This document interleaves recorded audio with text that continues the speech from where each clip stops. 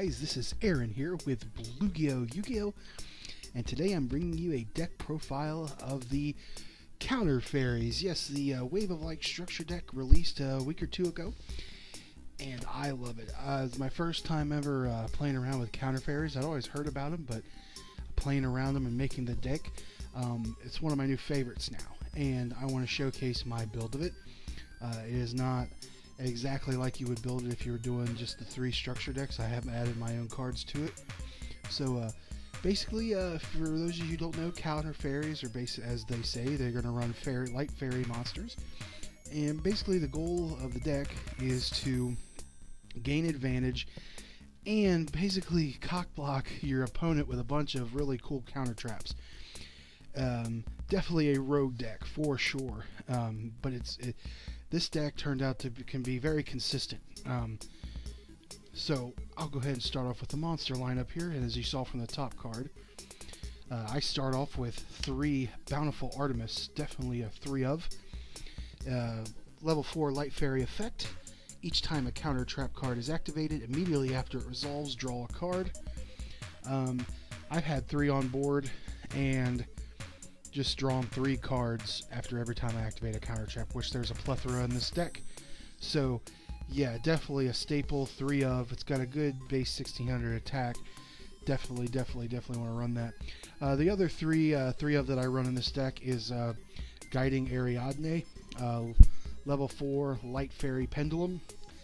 We don't really care too much about its monster effect, because basically if it's destroyed by battle or card effect, just reveal 3 counter traps from the deck. Your opponent chooses 1, and then to add to your hand, then you shuffle the rest back in the deck.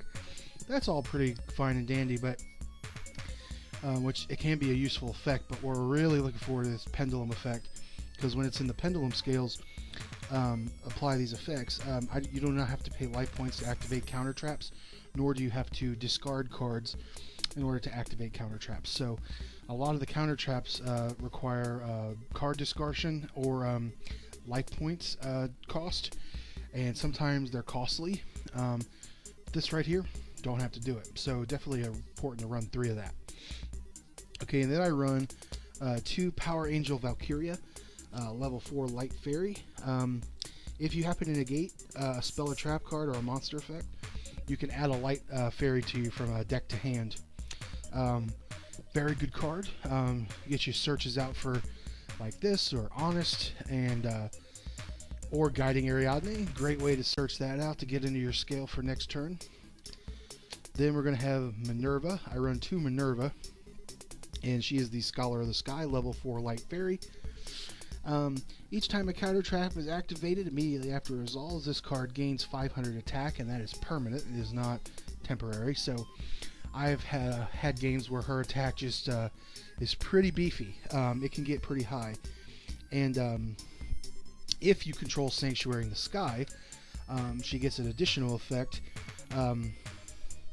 You can add 1 counter trap with a different name from your graveyard to hand that was activated. So if you activate it like a Solemn Strike, and she's on the field with Sanctuary in the Sky, you can add a different counter trap that's in the graveyard, as long as it's not that Solemn Strike.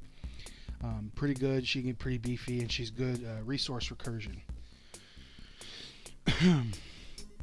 Then I run 2 Meltiel, I hope I said that name right, Sage of the Sky, level 4 Light Fairy. Each time a counter trap is activated, and after it resolves, immediately gain 1,000 life points. But also, if you control Sanctuary in the Sky, you could destroy 1 card on the field that's a non-target. So you can just pop a card, non-target, not worried about it. Pretty handy if you got things that can't be targeted that you're trying to get over. Then I run 2 of the Sacred Art Air Knight Parshath, the boss monster of the deck. I only run 2 because 3 tends to be bricky. Pretty beefy. I think it's 1, 2, 3, 4. Yeah, 9. Level 9. He's a level 9. I thought he was a little light. Level 9 Light Fairy. If a counter trap is activated, or if you negate the activation of a spell or trap card or a monster effect, except during damage step, You can banish 2 light fairies, special summon this card from the graveyard, I believe. Yep. And then, gotcha. Also, if this card attacks a defense position monster, inflict piercing damage, blah blah blah. And then when this inflicts piercing damage, or battle damage at least, to your opponent, you can add a Parshath card or a counter trap card from deck to hand. Pretty good to get those pretty awesome counter traps, or the Parshath spell card or trap. There's a counter trap, and then there's a awesome spell card we'll get to here in a moment. So I run 2 of that. He can be a game winner right there for damage. And then I run 2 Honest, because any light fairy deck's going to want to run 2 Honest. I did run 3, but I thought the good ratio was to have 2. Like I said, you can use Valkyria to add this to your hand. This is also good for going into battle, because you have like Parshath or one of your other like Bountiful Artemis and stuff, and you want to get over monsters. Just drop that Honest into the grave, and they'll get an awesome power bonus. Also, it's a ties target, so you can normal summon that and use ties to bring out 2 other light fairies level 4, or you can bring this out using ties and then add that back to your hand because of his effect. So he's very easy to be accessible, so definitely good there. Then on to the spell cards. As mentioned, I run 3 Ties of the Brethren. Definitely want to open with this card and one of your light fairies. Pay 2,000 life points. Select 1 card you control, basically. Special summon 2 from the deck with the same level. Summon 2 monsters with the same type, attribute, and level. So we're playing level 4 light fairies, so that's pretty given. To get your card, they have to be different names, and then you can't special summon for the rest of the turn. I think. Yep. Yeah. Can't special summon anymore after this effect resolves, and your opponent doesn't take battle. You can't conduct your battle phase, which you're really not worried about turn 1. So definitely turn 1 opening with ties and a fairy is very good.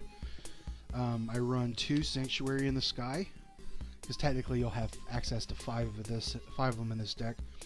Of course, you battle damage to the control of a fairy monster from a battle involving that monster becomes 0. That's helpful, but we also need this for to have that on the field, so we can activate some of our counter traps and some of the secondary effects of our fairies that I mentioned earlier.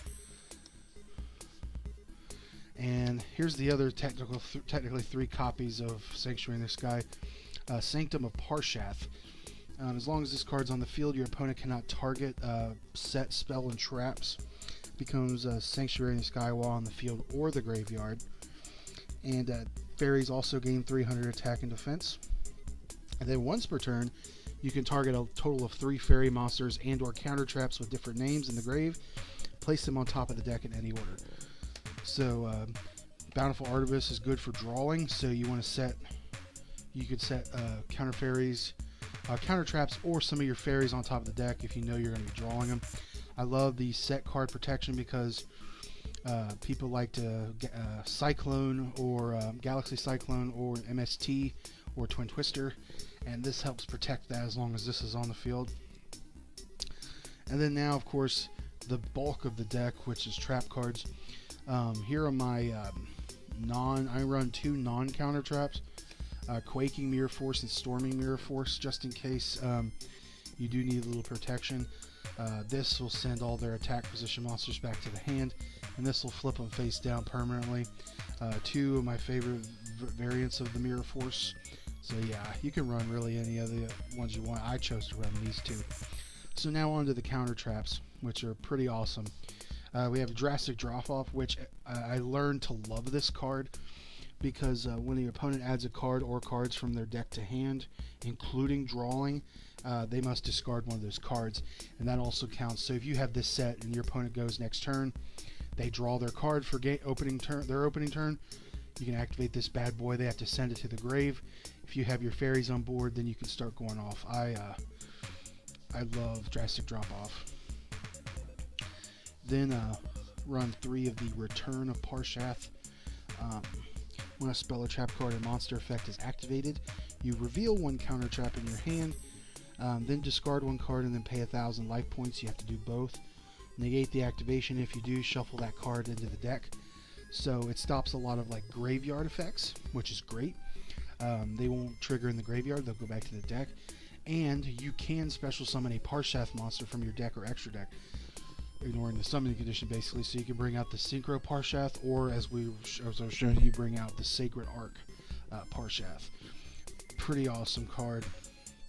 If you have Guiding Ariadne, all you have to do is reveal a counter trap. Guiding Ariadne on your Pendulum Scale, you do not have to pay the life points or discard the card. Divine Punishment. This card negates a spell or trap or monster effect as long as you have Sanctuary in the Sky on the field. So that's why it's important to have those on either the Sanctum or the actual Sanctuary. Otherwise, this is a dead card. Ultimate Providence. It does the same thing, except normally you have to discard one type of card based on the one you're trying to negate, monster, spell, or trap. Guiding Ariadne, you don't have to discard for that effect. It's basically free. And here are my additional counter traps I added to this deck. Grand Horn of Heaven. During your opponent's main phase, when they would special summon a monster or monsters, negate the summon. If you do, destroy them. And then your opponent draws a card. Now, that may seem like giving them advantage, but let me go back here. One thing I like to do is have both of these set, and then if they were to do something, if they were to summon a card, I would activate the Grand Horn of Heaven.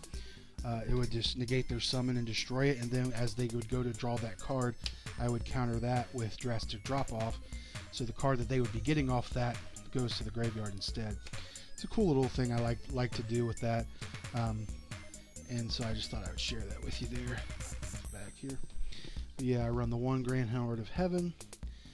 I run Broken Line. Since we're talking about column mechanics now, when a spell or trap or monster effect is activated in the card's column, negate it and destroy it. Since column mechanics are now sort of a big deal now, I thought this card would be a great inclusion. And then, of course, I run the Solemn Brigade. One Solemn Warning, which you pay 2,000 life points when a monster would be summoned, or when a spell or trap or monster effect activates that would include some special summon a monster. Pay 2,000 life points. Becomes free, like I said, with Guiding Ariadne. I play one Strike. Same thing basically, except when a monster would be special summoned or a monster effect activated, you pay 1,500. Guiding Ariadne, you don't have to.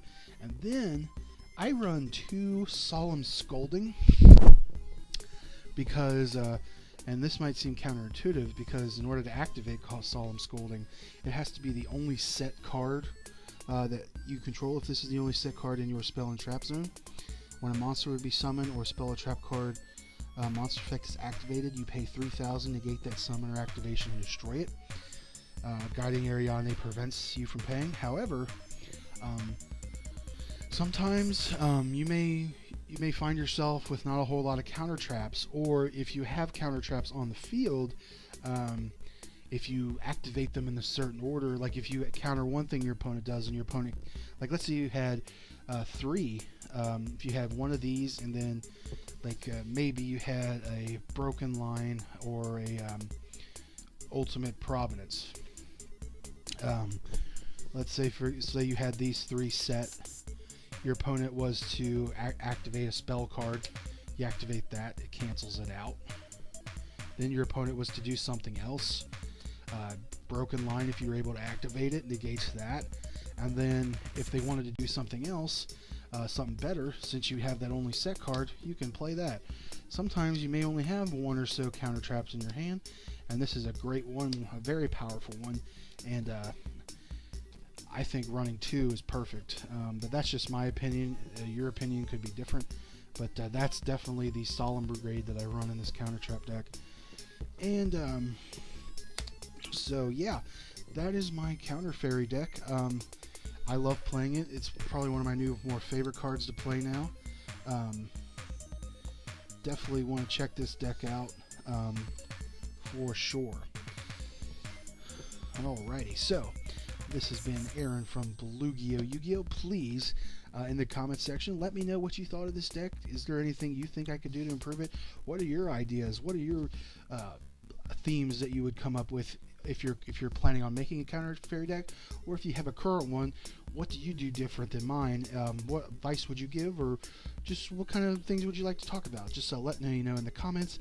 As for always, this is Aaron from Yugioh. Yu-Gi-Oh! I'll see you guys next time.